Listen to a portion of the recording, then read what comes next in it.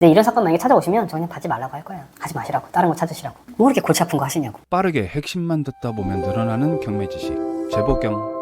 그 사례들은 제가 실제 낙찰하면서 했던 사례들도 있고요. 여러분들이 실수하기 좋은 것들만 추려봤으니까 한번 볼게요. 일단 첫 번째 장 보시면 이런 상황입니다. 2010년 1월 1일에 임차인이요. 전입신고와 확정일자를 둘 다 했고 보증금 5천만 원에 임차인으로 들어왔습니다. 그리고 1년 한 번 전세계약이 도른 것 같아요. 2년 뒤에 임차인이 전세를 연장했어요. 대신에 보증금이 늘어났습니다. 2천만 원을 추가로 더 낸 거예요. 집주인이 올려달라고 했겠죠. 그러던 차에 1년 뒤에 근저당이 잡혔어요. 집주인이 집을 담보로 1억 원 대출을 받은 겁니다. 사실상 임차인이 있는 집이 하나은행이 대출을 해줄 리는 없어요. 절대 안 해줍니다, 은행은. 임차인이 있는 집은. 근데 그냥 여러분들의 이해를 돕고자 그냥 가정을 한 거예요. 하나은행이 아니라 어떤 캐피탈이나 대부업체일 수는 있으니까. 그런 상황에 이 근저당 1억 때문에 경매가 시작됐어요. 자, 이럴 경우 낙찰가가 6천만 원이라면 임차인을 온전하게 내보낼 수 있을까 없을까를 따져야 되는 거죠. 지금 임차인의 보증금 얼마인가요? 7천만 원인 거죠. 사실상 증액분까지 합치게 되면. 근데 낙찰가가 얼마라고요? 6천이에요. 자, 그러면 하나은행은 돈을 다 지금 받아갈 수 있나요, 없나요? 임차인이 전입 확정을 다 훨씬 빨리 먼저 해놨잖아. 그러니까 대항력도 갖고 있고 우선 배당권도 갖고 있어요. 5천만 원 배당 받을 거예요. 그죠? 그리고 2천만 원 배당 받을 수 있을까요? 없을까요? 왜요? 못 받았다고 생각하세요? 그렇지. 다시 한번 얘기하지만 확정일자를 하지 않으면 배당을 안 해줍니다. 법원에서는. 자, 그러면 임차인은 일단 5천만 원을 받았죠. 그죠? 2천만 원 덜 받은 상태에서 우리가 6천만 원 쓴 사람들이에요. 임차인 내보낼 수 있나요? 왜 못 내보내죠? 전입이 있으니까. 임차인은 그러면 우리한테 뭐라고 요구할까요?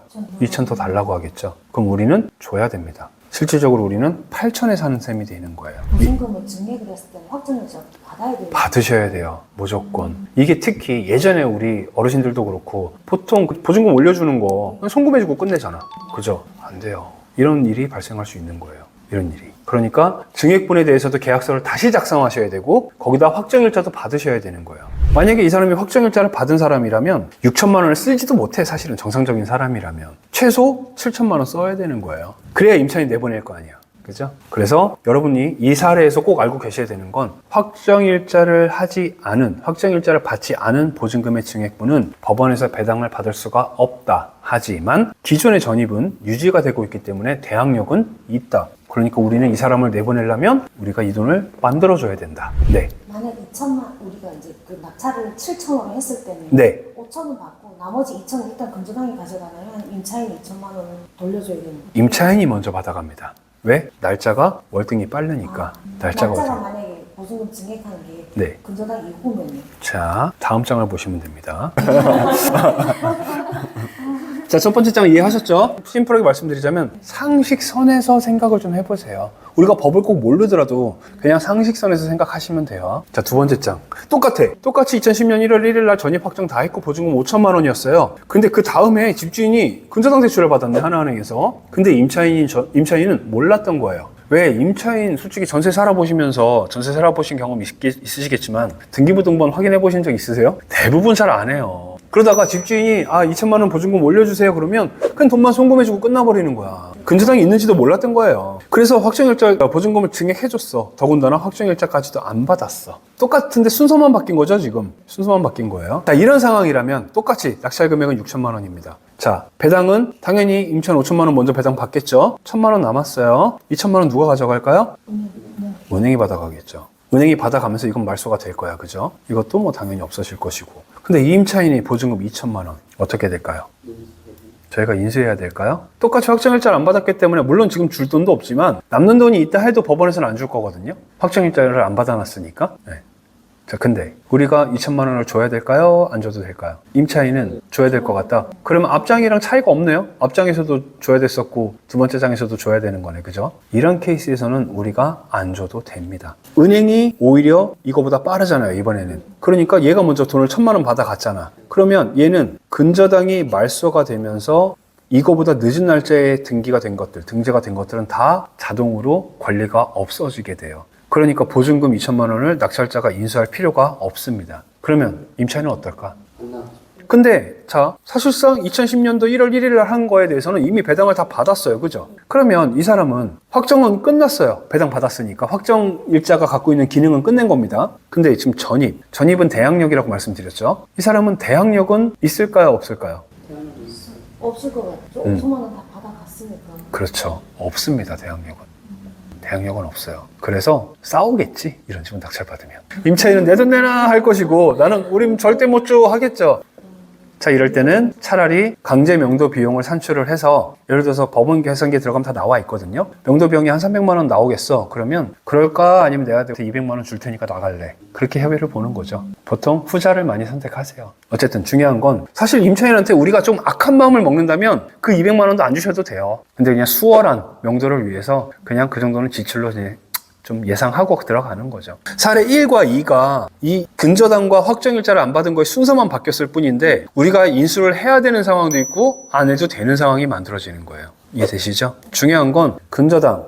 흔히 그래 좋아 저 이 단어 쓰는 거 별로 안 좋아하지만 말소 기준 권리라고 하는 것들 혹시 아시는 분 계신가요? 제가 이거는 따로 언급을 드린 적이 없는 것 같은데 보통 근저당 또 가압류 압류 또 전세권. 사실 대표적으로는 이게 다예요. 거기에 근저당과 비슷한 성격을 가진 게 하나 더 있어요. 담보가등기. 요것들이 대표적인 말소 기준 권리가 되는 애들이거든요. 뭐냐? 얘네가 설정된 날짜 기준으로 해서 그 밑에 있는 것들은 다 말소가 된다라는 거예요. 근데 뭐 어렵게 생각하실 건 없어요. 그냥 근저당하고 압류, 가압류를 제일 대표적으로 생각하시면 됩니다. 전세권도 마찬가지긴 한데 전세권은 이따가 제가 되게 뒤쪽에서 다시 한번 설명드릴 거니까. 어쨌든 그래서 얘가 언제 설정되느냐에 따라서 우리가 인수할 수도 있고 안 할 수도 있다. 아시겠죠? 두 번째 사례까지는 그렇게 하시는 거고 인도명령은 가능하다 안 하다? 가능하다. 법원에 우리가 돈만 내면 인도명령 할 수 있다. 하지만 수월한 명도를 위해서는 차라리 그냥 협의를 보는 게 좀 슬기로울 수 있겠죠. 실제 낙찰이라면. 근데 이런 사건 만약에 찾아오시면 저 그냥 받지 말라고 할 거예요. 하지 마시라고. 다른 거 찾으시라고. 뭐 그렇게 골치 아픈 거 하시냐고. 다음 사례 한번 볼게요. 8번 사례.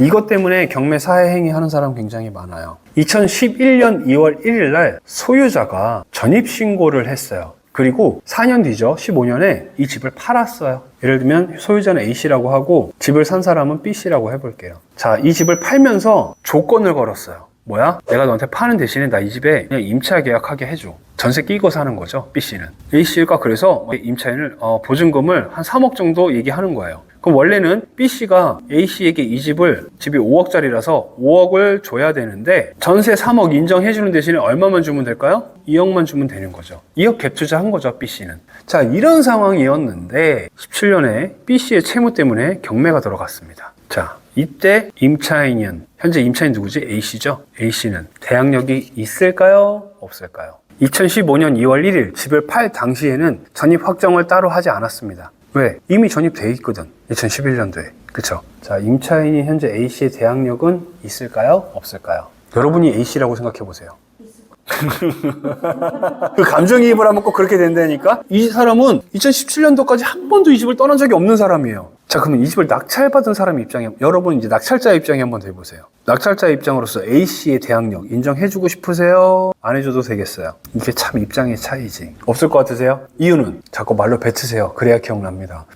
확정일자는 사실상 대항력하고는 상관없잖아요. 그쵸? 소유자는 B씨죠, 이제. 네. 원래 소유자였던 A씨는 언제부터 임차인인 거야? 이때부터 임차인인 거예요. 하지만 전입은 11년도에 했을 뿐이에요. 자, 그랬을 때 임차인의 대항력은 좋아. 질문을 바꿔볼게요. 2011년도부터일까요? 2015년도부터일까요? 15년도? 임차인인 A씨 입장에서는 굉장히 억울하지 않을까요? 난 11년도에 이미 전입신고를 해놨는데?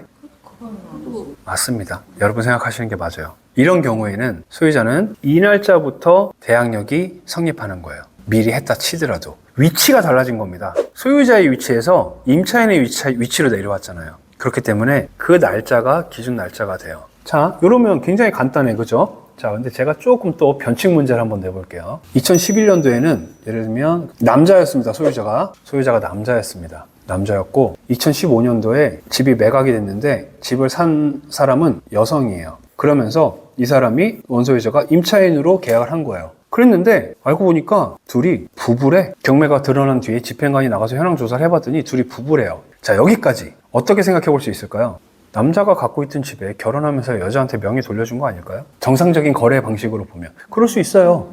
하지만 이 집은 원래는 남자 혼자 갖고 있던 집이었을 뿐인 거죠. 자, 이런 상황에서 경매가 들어갔어요. 이런 상황에서 이 여성의 채무 때문이겠죠, 이제는. 그쵸? 집주인이 여성이니까. 그랬는데 남자는 야, 마침 잘 됐어. 내가 11년도부터 전입신고를 해놨거든. 우리가 대항력 임차인이 있는 임차인으로 내가 가장할게 라고 해서 임차인이 대항력 신고를 합니다. 자, 낙찰자 입장에서는 일단 관계도 복잡해. 원래 집주인이었던 사람이 갑자기 임차인이 됐고, 임차인이 됐는데 집주인은 와이프래. 여기에 한술 더 떠볼까요? 경매가 들어간 뒤에 둘이 또 이혼을 해요. 미쳐버리는 겁니다. 그러면 입찰자 입장에서는 대체 이 집은 누구 거고, 이 임차인은 대체 언제부터 살고 있는 거고, 얘의 권리는 언제부터 살아있는 거야. 이런 게 있습니다. 사실상 제 채널에 올라간 영상 하나 보시면 이런 비슷한 사례가 하나 있어요. 가상의 소설을 쓴 게 아니고요. 실제 사건을 갖고 여러분들 보기 좋게 그냥 날짜만 딱 적어 놓은 거예요. 이런 경우 일단 어렵게 생각하지 마세요. 뭐가 제일 중요하다? 임차인으로 신분이 바뀔 때의 날짜가 무조건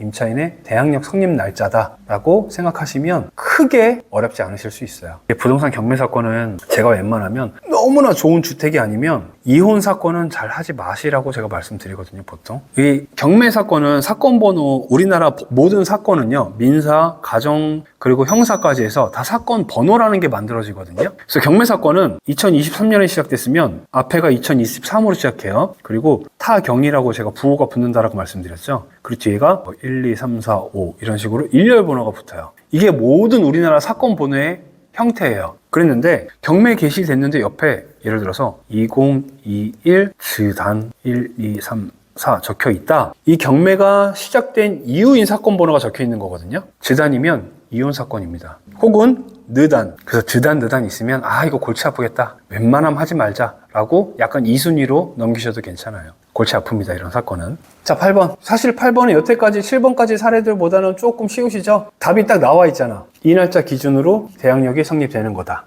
이것만 기억하시면 돼요. 먼저 전입이 돼 있고 말고는 신경 쓰지 마라. 최대한 쉽고 빠르게 제대로 짚어보는 경매. 재보경.